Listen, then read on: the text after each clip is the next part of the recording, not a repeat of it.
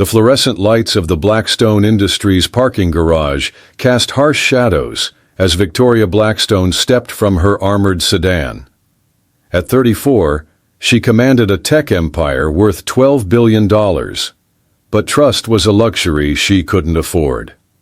6 bodyguards in 18 months, each one dismissed for incompetence or worse.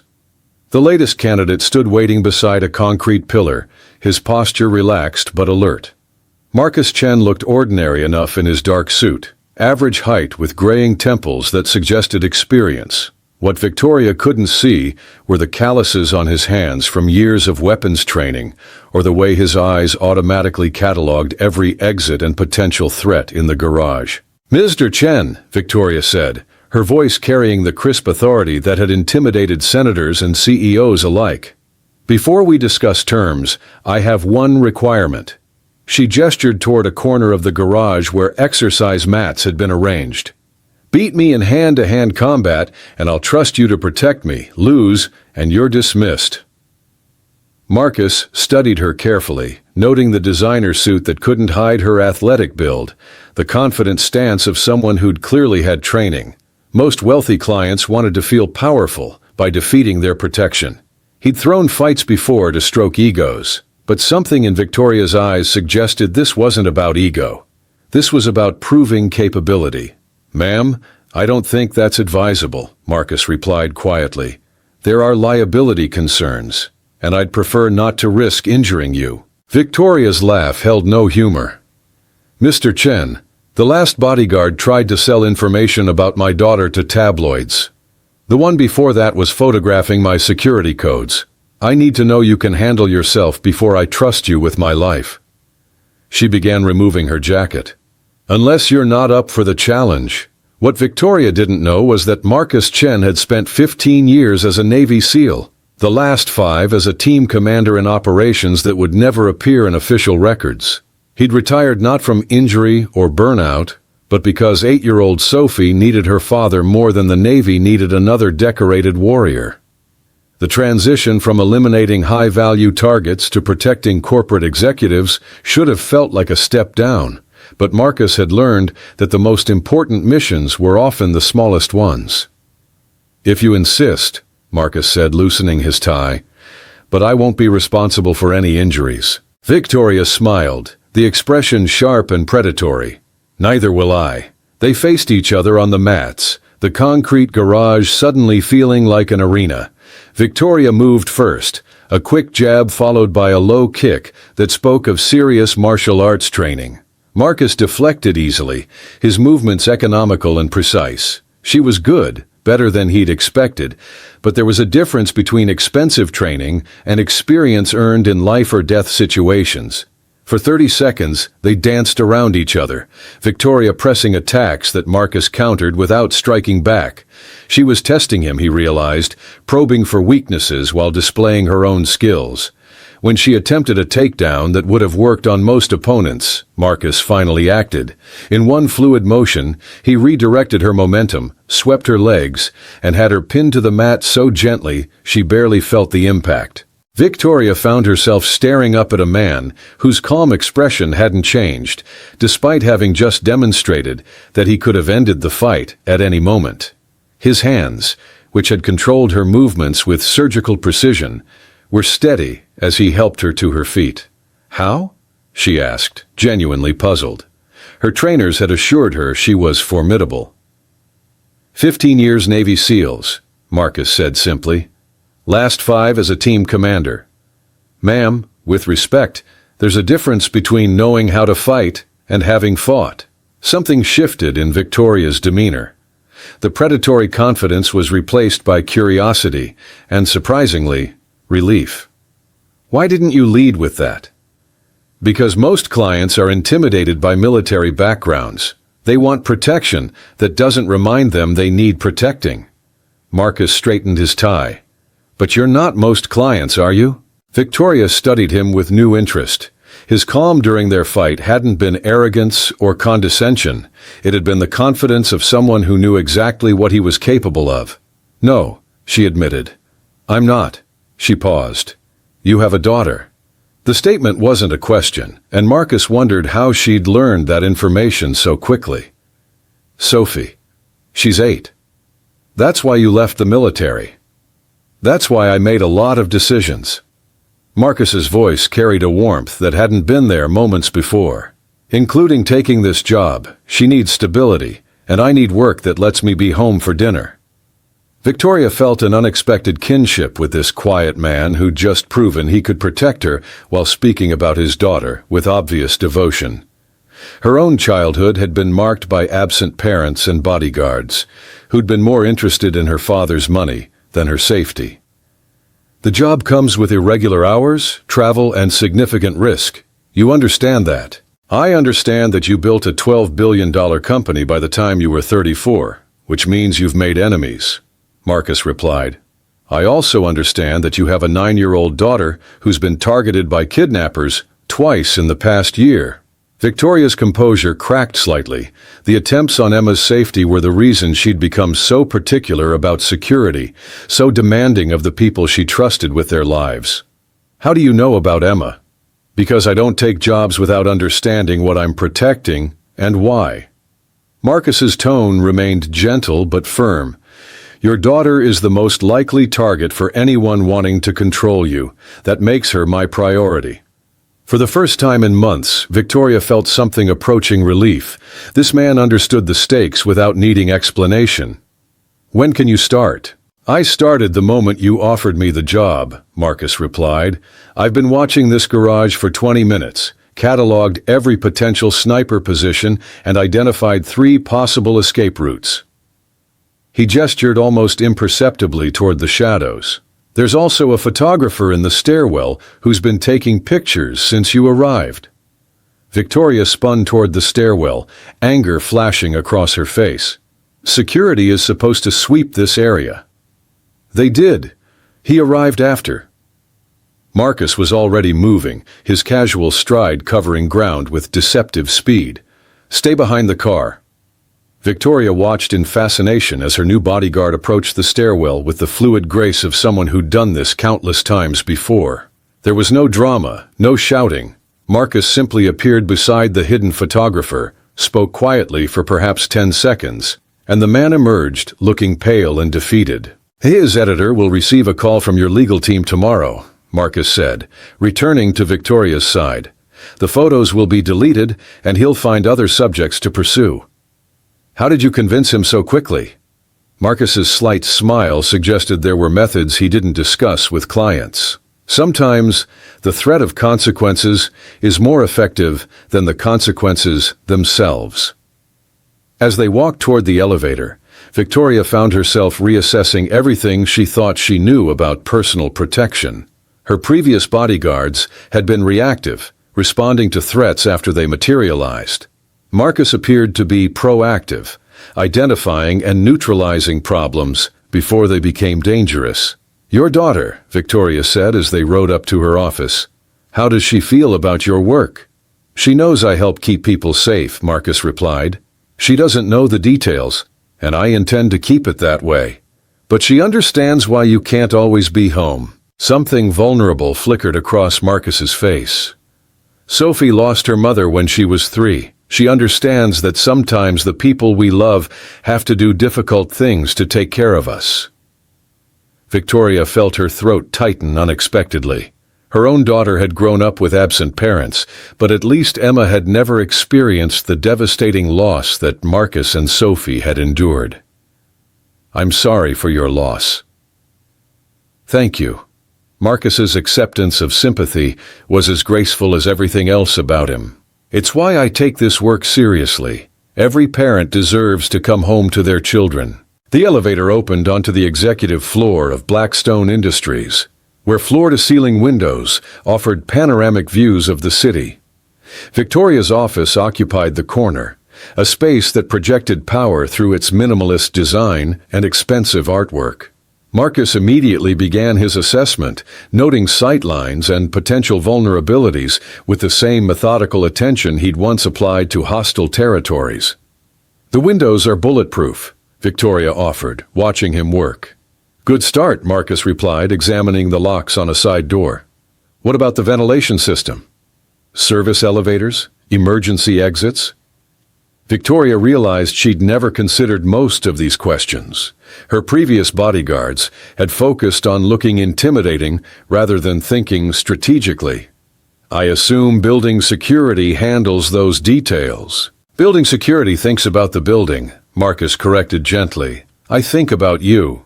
He moved to her desk, studying the arrangement of furniture.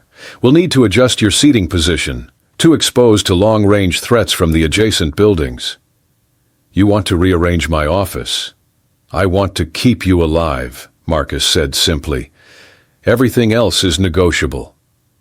Victoria found his matter-of-fact approach both reassuring and slightly unsettling. She'd grown accustomed to being the person who made all the decisions, who controlled every variable in her environment. Ceding even small choices to someone else felt foreign. My daughter comes here sometimes after school, she said. Will that complicate your security protocols? It changes them, Marcus replied. Children are unpredictable, which makes them both more vulnerable and harder to target effectively. He paused. Emma attends Westfield Academy? Victoria nodded, wondering again how he'd gathered so much information so quickly. Good school, solid security procedures. Marcus made a note on his phone. I'll coordinate with their protection team to ensure consistent protocols. You've already contacted them? I've researched them, Marcus clarified. Contact comes after you decide to keep me. The afternoon passed quickly as Marcus conducted his security assessment, asking detailed questions about Victoria's routines, travel patterns, and potential threats. His thoroughness was impressive, but what struck Victoria most was his calm competence. He approached her protection the way she approached business decisions, methodically, with attention to both immediate concerns and long-term implications. As evening approached, Victoria's assistant knocked to announce that Emma had arrived from school. Victoria felt the familiar tension that accompanied her daughter's presence in potentially dangerous spaces, but Marcus seemed to anticipate her concern. If you'd like, I can wait outside while you spend time with Emma, he offered. But I'd recommend keeping the visit brief and avoiding any areas near the windows. Before Victoria could respond, Emma burst through the door with the boundless energy of a 9-year-old who'd been sitting in classrooms all day. She was small for her age, with Victoria's dark hair and her late father's gentle eyes, carrying a backpack that seemed almost as large as she was. Mommy! Emma ran to Victoria's arms, chattering immediately about her day. We learned about ocean currents in science, and Mrs. Patterson says I can do my report on marine biology. And Sarah's mom is taking us to the aquarium this weekend if you say it's okay. Victoria hugged her daughter, feeling the familiar mixture of fierce love and protective anxiety that Emma's presence always triggered. That sounds wonderful, sweetheart. We'll discuss it at home. Emma finally noticed Marcus standing quietly near the door. Who's that? This is Mr. Chen, Victoria said carefully. He's going to be helping Mommy with some work projects. Emma studied Marcus with the unguarded curiosity of childhood. Are you nice? The question, so simple and direct, seemed to catch Marcus off guard. Victoria watched as his professional demeanor softened slightly. I try to be, he replied seriously, as if Emma's opinion mattered more than any credential or reference. Do you have kids? Emma asked, moving closer to him with the fearlessness that sometimes terrified Victoria. I have a daughter, Marcus said. She's about your age. What's her name? Sophie.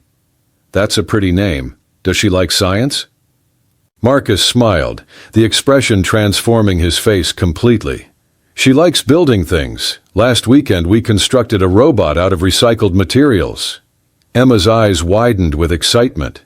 Can robots think, like really think, not just follow programs? What do you think? Marcus asked, kneeling to her level. Victoria watched this exchange with growing amazement. Her previous bodyguards had either ignored Emma entirely or treated her like a potential liability. Marcus spoke to her daughter as if her questions mattered, as if her thoughts were worth considering. I think they might think differently than people do, Emma said seriously. Like how dolphins are smart but not the same kind of smart as humans. That's a very interesting theory, Marcus replied. Sophie would like talking to you about that. The easy connection between Marcus and Emma surprised Victoria. Her daughter was usually shy around strangers, especially the intimidating men who often surrounded Victoria's business world. But something about Marcus's calm presence seemed to put Emma at ease. Sweetheart, Victoria said, we should head home soon. You have homework. Can Mr. Chen come to dinner? Emma asked impulsively. Sophie could come too. We could show each other our robot projects. Victoria felt heat rise in her cheeks. Emma, Mr. Chen has his own family time. Actually, Marcus said carefully, Sophie and I don't have plans tonight. If you're comfortable with it, she'd probably enjoy meeting Emma. The offer hung in the air between them, more complex than Emma could understand. Victoria realized that accepting would mean crossing a line between professional and personal relationships. But looking at her daughter's hopeful face and thinking about Marcus's gentle responses to Emma's questions, she found herself nodding. If you're sure it wouldn't be an imposition, Victoria said. It wouldn't be, Marcus assured her. Sophie's been asking about making new friends, and she'd be excited to meet someone who shares her interests. As they prepared to leave the office, Victoria reflected on how dramatically her day had changed. This morning, she'd been preparing to intimidate another potentially unsuitable bodyguard. Now she was inviting that same man and his daughter to dinner, based on nothing more than his competence in combat and his kindness to Emma. The drive to Victoria's Beacon Hill townhouse gave Marcus the opportunity to observe her neighborhood, noting security cameras and potential vulnerabilities with the same systematic attention he'd applied to her office. The historic district's narrow streets and closely spaced buildings created both advantages and challenges for protection work. Sophie's never been to Beacon Hill, Marcus mentioned as they pulled into Victoria's private driveway. Emma's never had a friend whose father is a Navy SEAL, Victoria replied. I think we're all in uncharted territory. Marcus's house was a modest colonial in a working-class neighborhood about 20 minutes from Victoria's exclusive address. While Victoria waited in the car, he went inside to collect Sophie and explain the unexpected dinner invitation. Sophie Chen emerged holding her father's hand, a serious-faced 8-year-old with Marcus's dark eyes and her late mother's delicate features. She wore jeans and a Science Museum t-shirt, her hair pulled back in a practical ponytail. In her free hand, she carried a small backpack that Victoria suspected contained the robot project Emma had heard about. Sophie, this is Mrs. Blackstone and her daughter Emma, Marcus said as they approached the car. Sophie offered a slight wave, her natural shyness evident but not overwhelming. Hi, she said softly. Emma immediately climbed out of the car, her extroverted nature providing a perfect counterbalance to Sophie's reserve. Do you really build robots? I've been trying to make one that can water plants, but I can't figure out how to make it know when the soil is dry. Sophie's eyes lit up with interest. Moisture sensors, she said, her shyness forgotten in the face of a fascinating technical problem. You need to measure conductivity in the soil. As the girls continued their conversation during the drive to Victoria's house, both parents exchanged glances that spoke of relief and growing optimism. The evening that had begun as a professional security assessment was evolving into something neither had expected. Victoria's townhouse reflected her taste for understated elegance, with contemporary furnishings that complemented the building's historic architecture. Sophie took in the expensive surroundings with wide eyes, but without the intimidation Victoria had feared. Your house is really pretty, Sophie told Victoria politely. Thank you, Victoria replied, touched by the child's earnest compliment. Would you like to see Emma's room? She has quite a collection of science books.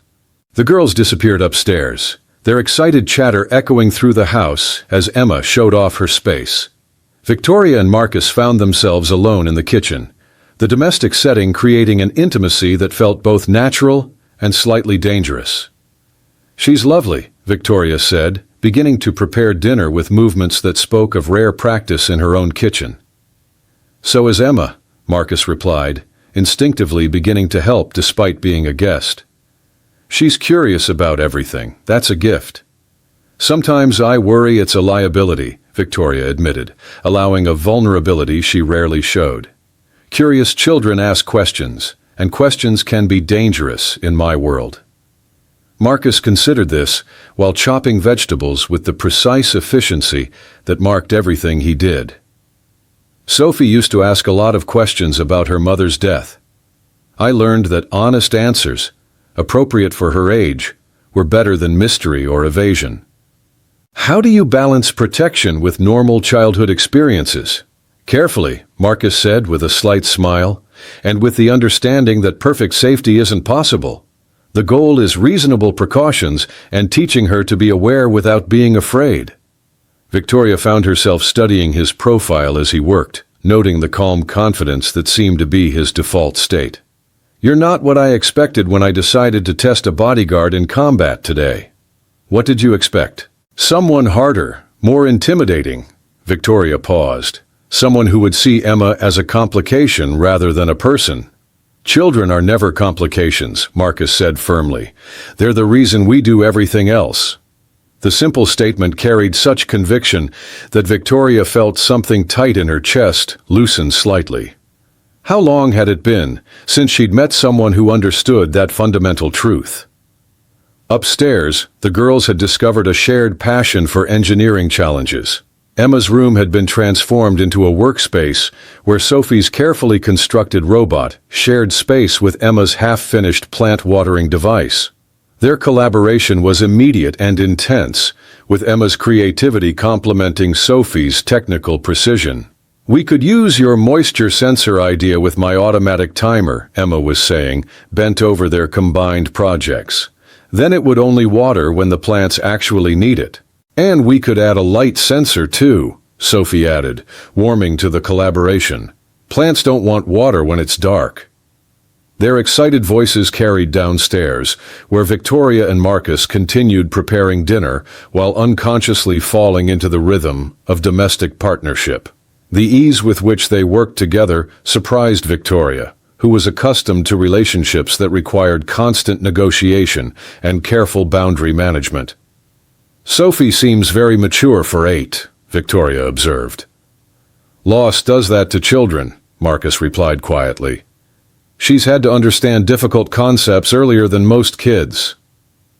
Do you worry about the effect of your work on her? Marcus paused in his chopping, considering the question seriously.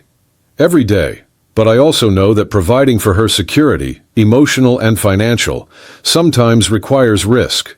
The key is making sure the risk is worthwhile. And protecting my family is worthwhile. Protecting any family is worthwhile, Marcus said, but especially families where the children are thoughtful and kind, and the parents are doing their best in difficult circumstances. Victoria felt unexpected tears prick her eyes. When had anyone last described her as doing her best rather than demanding perfection? Thank you, she said softly. For what? For seeing us as people worth protecting, not just problems to solve. Marcus met her gaze directly. Victoria, if I may, you're not a problem. You're a person who's built something remarkable while raising a daughter alone. That takes courage most people can't imagine. The moment stretched between them, heavy with understanding and possibility, until Emma's voice called from upstairs. Mom, Sophie and I figured out how to make a robot that takes care of plants and tells you about weather. Come see. Victoria laughed, the sound lighter than it had been in months. We're being summoned by the engineering department. Best kind of summons, Marcus replied, his smile warm and genuine. As they climbed the stairs together, Victoria realized that her carefully ordered world had been completely disrupted in the space of a single afternoon. The man she'd hired to provide security had somehow provided something far more valuable, the beginning of hope that protection and connection might not be mutually exclusive after all. The threat arrived on a Tuesday morning, disguised as a flower delivery. Marcus intercepted the arrangement before it reached Victoria's office, his trained nose detecting the faint chemical scent that had nothing to do with roses. The bomb squad confirmed his suspicions 2 hours later, finding enough explosive material to level half the floor. Third attempt in 2 weeks, Detective Sarah Mills said, reviewing the evidence in Victoria's conference room. Someone's escalating their timeline. Victoria sat at the head of the polished table, her composed exterior masking the fear that had been growing since the attacks began. Across from her, Marcus maintained his characteristic calm, but she'd learned to read the subtle signs of his heightened alertness, the way his eyes tracked every movement, how his hand rested casually near his concealed weapon. "Any leads on who's behind this?" Victoria asked. "We're investigating several possibilities," Detective Mills replied diplomatically. "Corporate rivals, disgruntled former employees, anyone who might benefit from destabilizing Blackstone Industries." Marcus leaned forward slightly. "The sophistication suggests professional involvement. This isn't amateur hour anymore." Victoria's phone buzzed with a text from Emma's school. Her heart stopped as she read the message. "Emergency lockdown. All students safe. Please stand by for updates." "Emma," she whispered, her carefully maintained control finally cracking. Marcus was already moving, his phone pressed to his ear as he coordinated with the school's security team. "Westfield Academy is implementing standard protocols," he reported. "No direct threat to the students, but they're being cautious." "I need to go to her," Victoria said, rising from her chair. "That's exactly what they want," Marcus replied gently but firmly. "Panic, rash decisions, predictable responses." Detective Mills nodded in agreement. "Mr. Chen is right. The timing of these incidents isn't coincidental. Someone's trying to force you into a vulnerable position."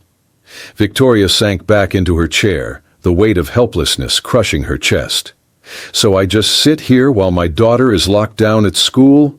"You trust the protocols we've established," Marcus said, his voice carrying a quiet authority that somehow steadied her.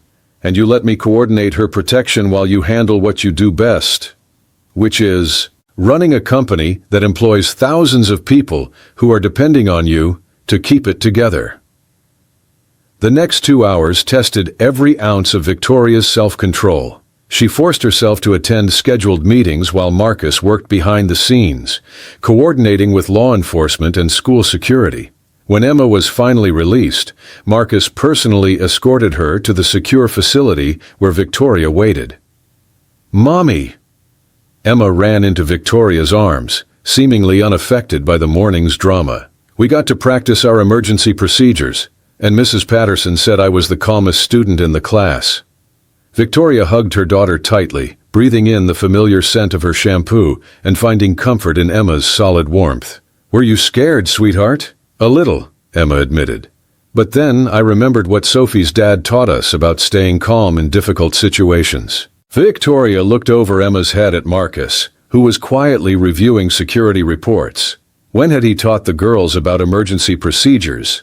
When had he become such an integral part of their lives that Emma naturally turned to his guidance in a crisis? "What exactly did Mr. Chen teach you?" Victoria asked carefully. "That fear is information, not instruction," Emma recited seriously. "It tells you to pay attention, but it doesn't tell you what to do. That's what your brain is for." Marcus's slight smile suggested he recognized his own words. "Sophie had nightmares after her mother died," he explained to Victoria. "I needed to help her understand that being afraid doesn't mean being helpless." "Can we go see Sophie today?" Emma asked. "I want to make sure she's okay too." Victoria hesitated.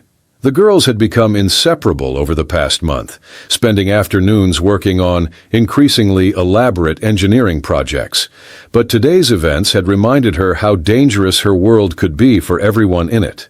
"I think it's better if we go straight home today," Victoria said. Emma's face fell with disappointment, but she didn't argue.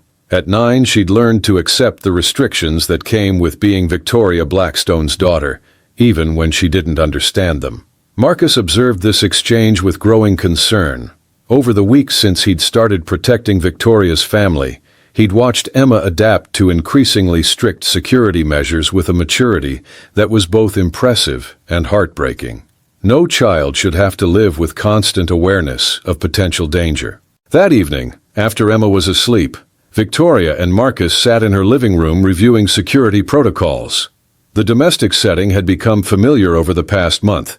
their professional relationship gradually incorporating personal elements that neither had expected. "She's losing her childhood," Victoria said quietly, staring at a photo of Emma laughing during a rare carefree moment. "Every restriction, every security measure, every moment of fear is stealing something from her." "Children are more resilient than we think," Marcus replied. "Sophie's been through trauma that would break most adults, but she's found ways to be happy again." "How do you bear it?" "The constant vigilance, the knowledge that someone wants to hurt the people you love." Marcus considered the question, his gaze distant. "You find strength in what you're protecting, not in what you're fighting against. When I focus on Emma's laughter or Sophie's curiosity, the fear becomes manageable." "When did you start including Emma in what you're protecting?" The question hung between them, acknowledging what had been growing obvious to both of them. Marcus's dedication to Emma's safety had evolved beyond professional duty into something more personal, more invested. "Probably the first day," Marcus admitted. "When she asked if I was nice, and I realized her opinion actually mattered to me." Victoria felt her heart constrict with an emotion she'd been trying to ignore. "Marcus, this situation with the threats, it could go on for months. I can't ask you to keep putting yourself and Sophie at risk for us." "You're not asking," Marcus said firmly. "I'm choosing. We're choosing. Sophie asks about Emma every day. She's never had a friend like her. But if something happened to Sophie because of my problems—" "Nothing will happen to Sophie," Marcus interrupted, his voice carrying absolute conviction. "Just like nothing will happen to Emma. That's not confidence, Victoria. That's a promise." The intensity in his voice sent warmth spreading through Victoria's chest. When had anyone last made her promises they intended to keep? When had she last felt protected, rather than merely defended? Victoria said, changing the subject before her emotions overwhelmed her professional judgment. "They think one person isn't enough. They're probably right from a tactical standpoint," Marcus acknowledged. "But more security means more variables, more people to trust, more potential points of failure. So what do you recommend?" Marcus was quiet for a long moment, his expression suggesting internal debate. "There's a safe house option. Remote location, controlled access, full security team. You and Emma could stay there until the threat is neutralized." "You're recommending that I hide?" "I'm recommending that you prioritize Emma's safety over everything else," Marcus corrected, "which is what any parent would do." Victoria studied his face, noting the careful way he'd presented the option. "But you don't think it's the right choice?" "I think running from threats teaches Emma that her safety requires abandoning her life," Marcus said slowly. "Sophie and I tried that after her mother died. We moved 3 times, changed schools, avoided anything that might remind us of our loss."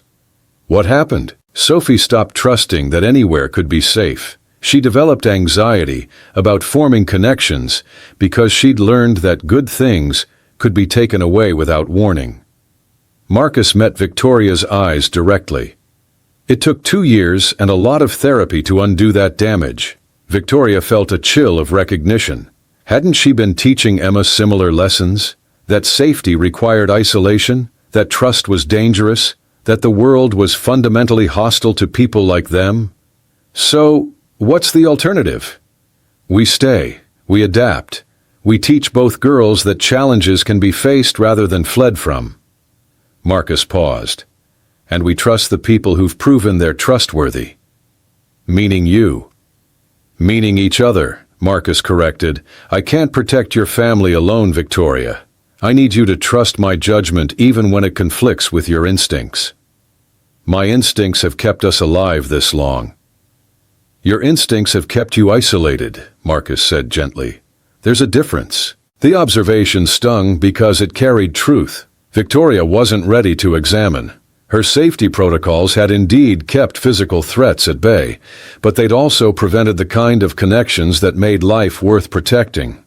"The girls have been asking if they can have a sleepover," Victoria said, deflecting from the uncomfortable insight. Marcus smiled, recognizing the change of subject but allowing it. "Sophie's been planning it for weeks. She wants to show Emma her mother's telescope." Her mother was an astronomer.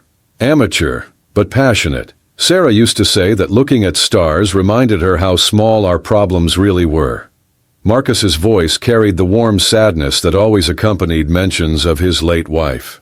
Sophie inherited that perspective along with the telescope. Victoria found herself envious of a woman she'd never met, someone who'd left behind such clear evidence of love and wisdom. What would Emma inherit from her? Corporate stock options and security protocols. A sleepover sounds wonderful, Victoria said, surprising herself. But the security implications are manageable, Marcus finished. My house has advantages yours doesn't. Single access point, reinforced doors, alarm system linked directly to police dispatch. You've turned your home into a fortress? I've turned my home into a place where Sophie can feel safe enough to invite friends over, Marcus corrected. There's a difference. The next evening found both families gathered in Marcus's modest living room. The girls sprawled on the floor with science projects, while the adults attempted to maintain normal conversation, despite the underlying tension of ongoing threats. "Mom, look!" Emma called excitedly, holding up a device she and Sophie had constructed. It's a motion detector made from recycled parts. Sophie says we could use it for security systems. Victoria examined the contraption, impressed despite herself by the sophisticated engineering the girls had achieved. "It's very clever, sweetheart." "Sophie taught me how to calculate the sensor range," Emma continued proudly. "We used trigonometry." "Emma taught me how to make the power supply more efficient," Sophie added, her natural shyness forgotten in the excitement of shared accomplishment. Marcus watched the interaction with quiet satisfaction. Both girls had grown more confident over the past month, their friendship providing each with something they'd been missing. Emma had found someone who shared her intellectual curiosity, while Sophie had discovered a friend who accepted her serious nature without trying to change it. "They're good for each other," Victoria observed quietly. "Better than we could have expected," Marcus agreed. "Emma's teaching Sophie that it's safe to be excited about things. Sophie's teaching Emma that being smart doesn't mean being alone." "Is that what you thought? That being smart meant being alone?" Marcus turned to study Victoria's profile, noting the vulnerability in her voice. "I thought being a single parent meant protecting Sophie from complications. It took me a while to realize that the right complications could be good for her." "Meaning friendship? Meaning family," Marcus said softly. "The kind you choose rather than the kind you're born with." Victoria felt her breath catch at the implication. Were they talking about the girls' friendship or something larger? Something that included the easy domesticity they'd fallen into, the way Marcus had seamlessly integrated himself into their lives. "Victoria," Marcus said, his voice carrying unusual hesitation, "what we're building here with the girls, with us, it's important, but it's also complicated by my professional responsibilities." Meaning that if I ever had to choose between protecting you and protecting Sophie, there wouldn't be a choice.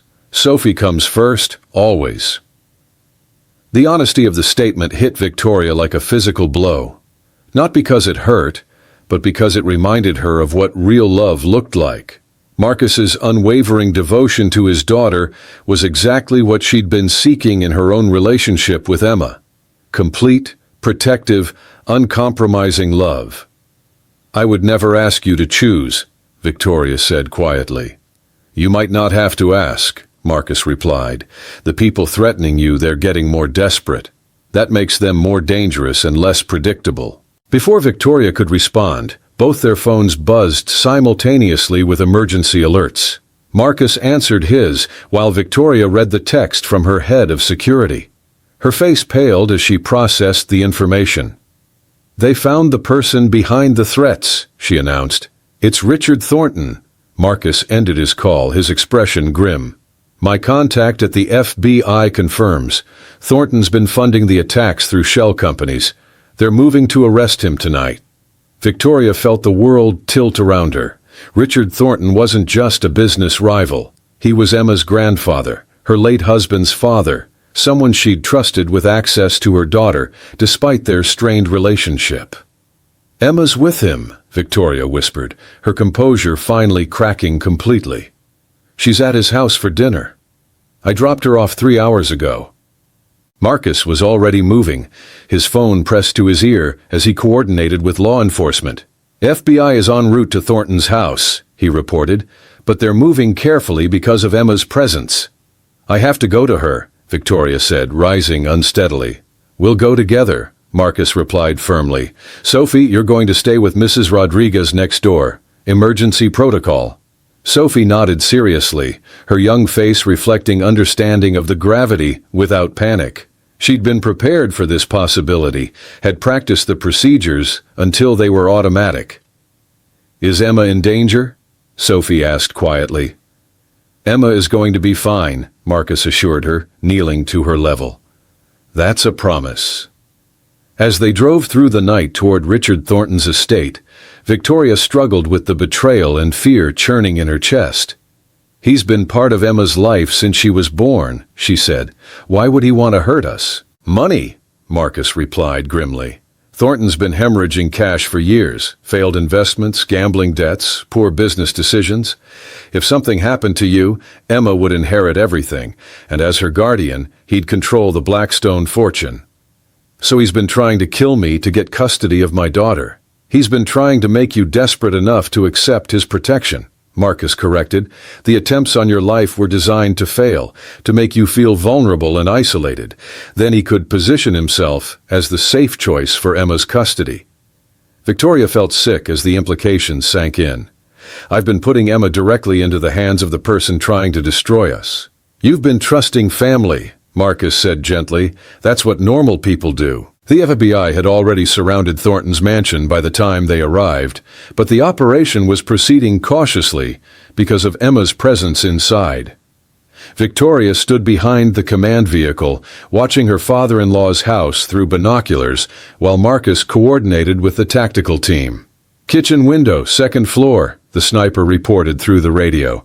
"Adult male, child visible. No immediate threat posture." Victoria's hands shook as she watched Richard Thornton serving Emma dinner, the scene appearing perfectly normal despite the armed officers surrounding the building. How long had he been planning this? How many family dinners had been part of his elaborate deception? "They're moving in," Marcus announced, appearing beside Victoria with body armor and a grim expression. "Thornton's been contacted by phone. He knows it's over." "What if he panics? What if he hurts Emma?" "He won't," Marcus said with absolute conviction. "Whatever else Richard Thornton is, he's not a child killer. His plan required Emma alive and trusting him." The radio crackled with updates as the FBI team moved into position. Victoria watched through the binoculars as agents approached the front door, their movements precise and coordinated. Everything depended on Thornton's reaction in the next few minutes. "Suspect is responding to phone contact," the team leader reported. "Negotiation in progress." Victoria held her breath as she watched Richard Thornton answer his phone, his body language shifting from casual to tense as he understood the situation. Through the window she could see Emma continuing to eat her dinner, oblivious to the drama unfolding around her. "He's agreeing to surrender," the negotiator announced. "Suspect will exit through the front door with hands visible. Child will remain in kitchen until all clear." Victoria watched her father-in-law walk out of his house with his hands raised, his face resigned rather than defiant. The man who'd been part of her family for over a decade, who'd held Emma as a baby and taught her to ride a bicycle, was led away in handcuffs without ever looking back at the house where his granddaughter waited. "All clear," the radio announced. "Suspect in custody. Child is safe." Victoria ran toward the house, Marcus close beside her, her heart pounding with relief and residual terror. She found Emma in the kitchen, confused but unhurt, looking up with wide eyes as armed agents secured the scene around her. "Mommy?" Emma said uncertainly. "Why are there police here? Grandpa Richard said you were coming to pick me up early, but then all these people came." Victoria swept Emma into her arms, holding her daughter tightly, while trying to process the magnitude of what had almost happened. "There was a misunderstanding, sweetheart," she managed. "But everything's okay now." Marcus appeared in the doorway, his relief evident despite his professional composure. "Ready to go home?" he asked Emma gently. Emma nodded, still confused but reassured by the presence of the two adults she trusted most. As they walked toward the car, she looked back at her grandfather's house with puzzled sadness. "Will I see Grandpa Richard again?" she asked. Victoria exchanged glances with Marcus over Emma's head. How did you explain to a 9-year-old that someone she loved had tried to hurt her family? How did you preserve her innocence while protecting her from future harm? Grandpa Richard made some bad choices, Victoria said carefully. He's going to have to spend some time thinking about those choices. Emma accepted this explanation, with the resilience children showed when the adults around them remained calm and confident. As they drove home through the quiet streets, Victoria felt the last of her carefully constructed walls finally crumble. "I couldn't have done this without you," she told Marcus quietly. "Any of it." "You wouldn't have had to do it without me," Marcus replied. "That's what partnership means. Partnership." The word carried implications that both excited and terrified Victoria. She'd built her life around independence, around never needing anyone else's strength or judgment. But tonight had shown her the limits of that approach. "What happens now?" she asked. "Now we go home," Marcus said simply.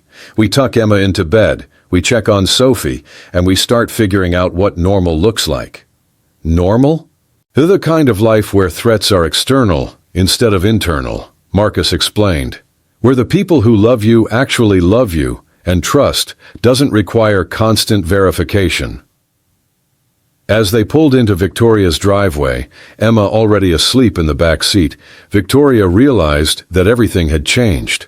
The threats that had defined their lives for months were gone, but more importantly, the isolation that had defined her life for years was ending.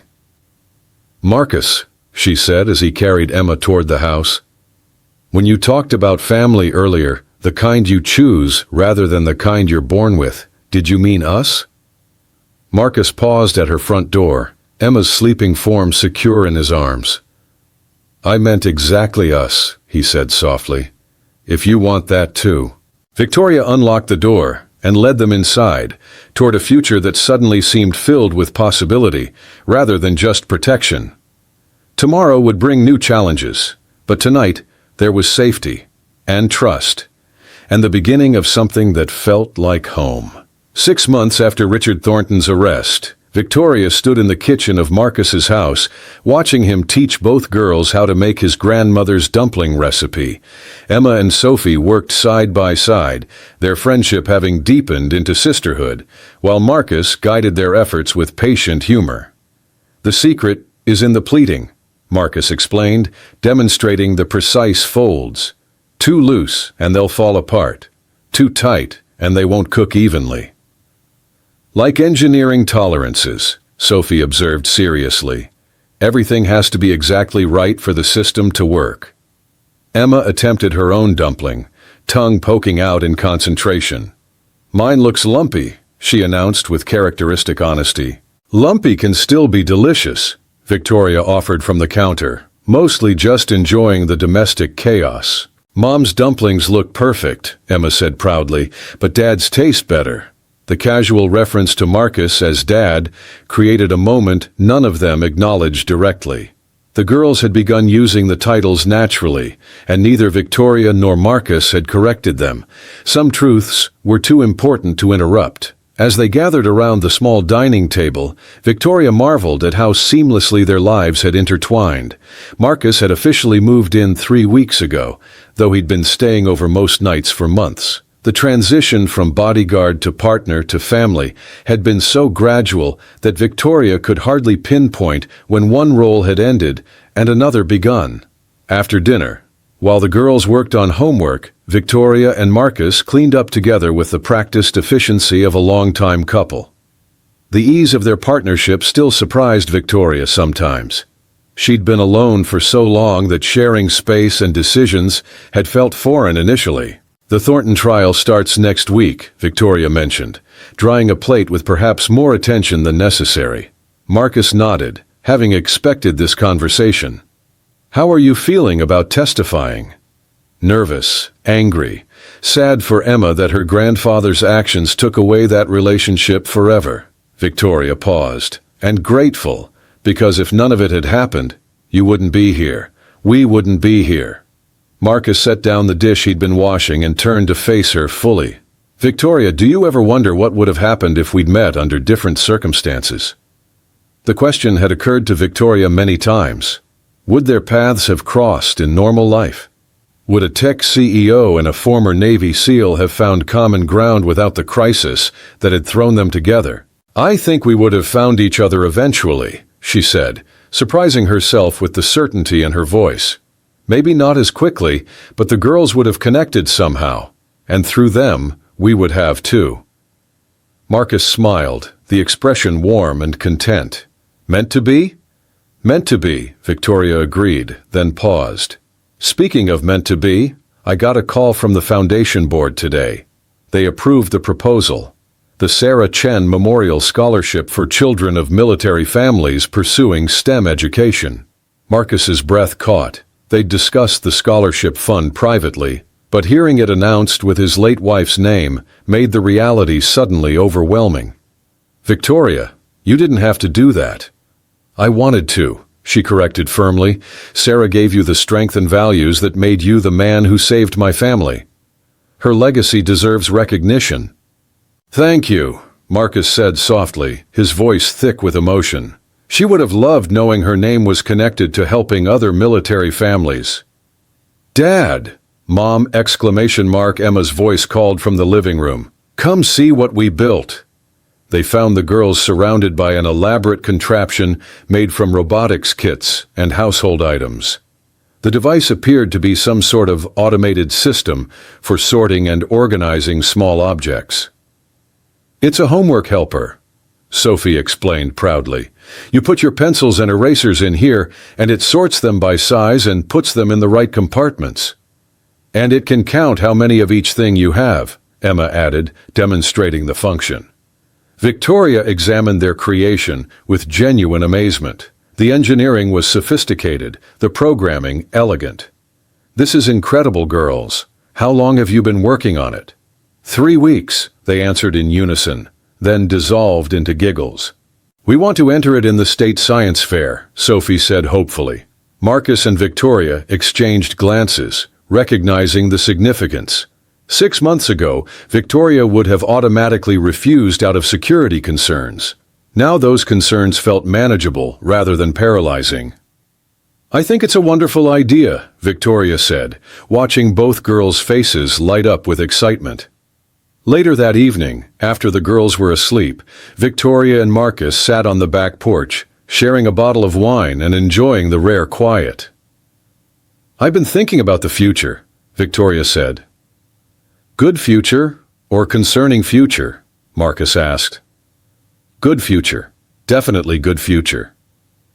Victoria turned to face him more directly. "I want to step back from day-to-day operations at Blackstone. Focus on strategic planning rather than crisis management." Marcus studied her expression, noting the lack of anxiety that would have accompanied such a statement months ago. "What brought this on?" "Watching you with the girls, seeing how present you are." Victoria paused, gathering her thoughts. "I realized I've been so focused on building security for Emma's future that I've been missing her present. I want to be the parent who teaches her to make dumplings, not just the one who ensures she has a trust fund." "She already sees you that way," Marcus assured her. "The changes in you over these months, Emma notices all of it." They sat in comfortable silence, both processing the profound changes that had reshaped their lives. The journey from that first combat test in the parking garage to this peaceful evening had been unpredictable, challenging, and ultimately transformative. "Marcus," Victoria said eventually, "I need to ask you something important." "Okay," he replied, recognizing the shift in her tone. "When you agreed to protect my family, you were taking a job. When you moved in here, you were building a relationship. But what we have now, that's bigger than either of those things." Marcus nodded, understanding where she was heading. I need to know that you're choosing this life because you want it, not because you feel obligated, Victoria continued. Emma and I both love you completely, but that can't be the reason you stay. You have to want to be here for yourself, for Sophie, for the family we're building together. The vulnerability in her voice touched Marcus deeply. After everything they'd been through, she was still afraid that he might be acting from duty rather than desire. Victoria, he said, taking her hands in his, 6 months ago, I thought my job was keeping you alive. I had no idea that you would teach me how to live again. What do you mean? I mean that before I met you and Emma, Sophie and I were surviving. We had routines and safety and basic happiness, but we weren't building anything bigger. Marcus's voice grew stronger. Being part of your family has given Sophie dreams again. She talks about college, about the future, like it's something to anticipate rather than endure. And what about you? Victoria asked softly. I'm planning for retirement that includes grandchildren and family vacations and growing old with someone I love, Marcus replied. Before you, those were abstract concepts. Now they're goals I'm actively working toward. Victoria felt tears prick her eyes at the certainty in his voice. So, you're staying because you want to, not because you feel responsible for us. I'm staying because I love you, I love Emma, and I love the life we're building together, Marcus said firmly. Responsibility is part of love, but it's not the foundation. Choice is the foundation. Good, Victoria said, her voice slightly wobbly with emotion, because I have something else to ask you. She reached into her pocket and pulled out a small velvet box, her hands trembling slightly as she opened it to reveal a simple platinum band. Victoria, Marcus breathed, clearly not having expected this turn in their conversation. I know this isn't traditional, Victoria said quickly, but nothing about us has been traditional. I know you're the person I want to make decisions with, to solve problems with, to celebrate successes with, for the rest of my life. Marcus stared at the ring, then at Victoria's face, noting the hope and fear battling in her expression. I'm not asking you to marry me right now, Victoria continued. I'm asking if you'll consider it, if you'll think about making this official, legal, permanent. Victoria, Marcus said softly, I don't need to think about it. I don't need to think about it because I've been hoping you'd ask for weeks. Yes, absolutely yes. Victoria's smile was radiant as Marcus slipped the ring onto his finger, the simple band catching the porch light. It fits perfectly, he observed with amazement. Sophie helped me guess the size, Victoria admitted. She's been in on this plan for a month. Our daughters are conspirators now? Our daughters have been conspirators since day one, Victoria laughed. From inside the house came the sound of feet on stairs, followed by two small figures appearing in the doorway. Emma and Sophie stood there in their pajamas, clearly having been eavesdropping. Did she ask yet? Sophie whispered loudly. Did he say yes? Emma added with equal volume. Marcus and Victoria looked at each other and burst into laughter. Come here, you two, Victoria called, opening her arms to include both girls in their celebration. As they gathered on the porch, Emma examining the ring with scientific interest, while Sophie peppered them with questions about wedding plans, Victoria marveled at the completeness of the moment. Her family had grown from 2 to 4, from careful isolation to joyful connection. When's the wedding? Emma asked practically. We just got engaged 30 seconds ago, Marcus pointed out with amusement. But you've been planning it longer than that, Sophie observed with 8-year-old wisdom. Adults always plan things before they talk about them. Smart girls, Victoria murmured to Marcus. Takes after their parents, he replied, encompassing all 4 of them in the statement. 3 months later, Victoria stood in the bridal suite of a small chapel, adjusting Emma's flower girl dress, while Sophie put finishing touches on the bouquet they'd designed together.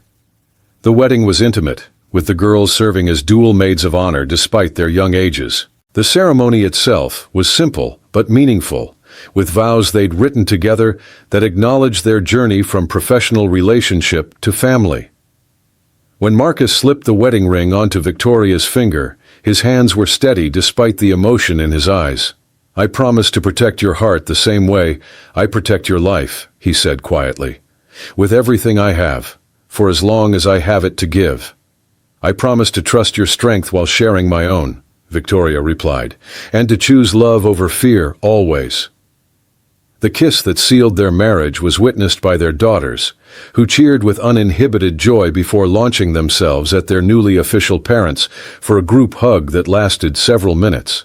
At the reception, held in the garden of Victoria's house, Emma and Sophie presented their own gift to the newlyweds, a photo album documenting their family's growth from those first tentative dinners to the confident unit they'd become. "We made it together," Emma explained seriously, "because family history is important." The album began with candid shots the girls had taken during their science projects, progressed through holiday celebrations and everyday moments. Looking through it, Victoria saw their story from the children's perspective, a tale of adults learning to trust and love, while two little girls showed them the way. "It's perfect," Victoria said, hugging both girls tightly. "We're not perfect," Emma corrected with characteristic honesty, "but we're family, and that's better than perfect." As the evening wound down, Victoria found herself standing with Marcus in the garden where Emma and Sophie were chasing fireflies. The scene was peaceful, joyful, and utterly ordinary in the best possible way. "Any regrets?" Marcus asked, echoing the question he'd posed that first day in the parking garage. "Only that it took so long to happen," Victoria replied honestly. "I wish I'd been brave enough to let people in years ago." "You were protecting Emma the best way you knew how," Marcus reminded her gently. "And if any of this had happened differently, we might not have found each other." Victoria considered this, watching their daughters work together to catch fireflies in mason jars. "Do you think they'll stay this close as they grow up?" "I think they'll be sisters in every way that matters," Marcus said confidently. "Distance might separate them sometimes, but the foundation they've built will last." "Sisters," Victoria repeated, liking the sound of it. "Our family really is complete now, isn't it?" Marcus pulled her closer, both of them content to watch their children create magic in the gathering darkness. "It's complete," he agreed, "and it's just beginning." 1 year later, Victoria stood at the state science fair, watching Emma and Sophie present their latest invention to judges. Their homework sorting robot had evolved into a comprehensive organizational system with inventory tracking and predictive algorithms. "The practical applications extend beyond education," Sophie was explaining confidently. "Similar systems could be adapted for medical supply management or emergency response coordination." "The key innovation is the adaptive learning algorithm," Emma added. "The system improves its efficiency over time by observing usage patterns." Victoria felt pride swell in her chest as she watched their daughters field technical questions with poise. Marcus appeared beside her, confidence evident in his voice. "They're going to win," he said quietly. "They've already won," Victoria replied, meaning something larger than the competition. "Look at them, they're confident, prepared, excited about their work. That's success regardless of any ribbon." "Speaking of success," Marcus said, producing an envelope, "this arrived today." Victoria opened it to find acceptance letters to a summer engineering program at MIT, one addressed to each girl. They both got in. "Full scholarships," Marcus confirmed. The Sarah Chen Memorial Fund covered applications, but the acceptance was all them. Victoria felt tears threatening to overflow. Sarah's scholarship fund had grown beyond expectations, helping dozens of military families pursue STEM education. That Emma and Sophie were among its beneficiaries felt like perfect symmetry. "Your wife would be so proud," Victoria said softly. On stage, the girls concluded their presentation with a demonstration. The judges appeared impressed, asking follow-up questions that suggested genuine interest. As they walked through the fair, Examining other students' projects, Victoria reflected on how profoundly her definition of family had expanded. What had begun as desperate need for protection had evolved into chosen love, carefully tended trust, and shared dreams. "Victoria," Marcus said quietly, "do you ever miss the old life, the simplicity of just you and Emma?" Victoria considered the question honestly. "Sometimes I miss the predictability," she admitted, "but I don't miss the loneliness, and I definitely don't miss living in fear all the time." Any regrets about that day in the parking garage? About testing me in combat? Victoria smiled, remembering her arrogant confidence that she could defeat this quiet man in a fight. "My only regret is that I waited so long to surrender." Surrender? To the possibility that someone else might know how to protect what I love as much as I do, Victoria clarified. To the idea that trust could be a strength rather than a vulnerability. Marcus took her hand, the wedding ring catching afternoon sunlight as their fingers intertwined. "For what it's worth, you never really surrendered. You just finally found someone worth fighting alongside instead of fighting alone." Around them, the science fair buzzed with young voices discussing equations and innovations. Emma and Sophie had rejoined their group, already planning modifications to their current project and sketching ideas for next year's entry. "They're going to change the world," Victoria said with absolute conviction. "Together," Marcus added, watching their daughters work in perfect harmony, "which means they'll do it right." As the afternoon sun began to set, painting the exhibition hall in golden light, Victoria Chen Blackstone stood with her husband and watched their daughters build the future, one careful calculation at a time. The woman who had once tested a bodyguard in combat to prove her strength had learned that real strength lay not in fighting alone, but in choosing the right people to fight alongside. And sometimes, if you were very lucky, those people chose to fight for you too.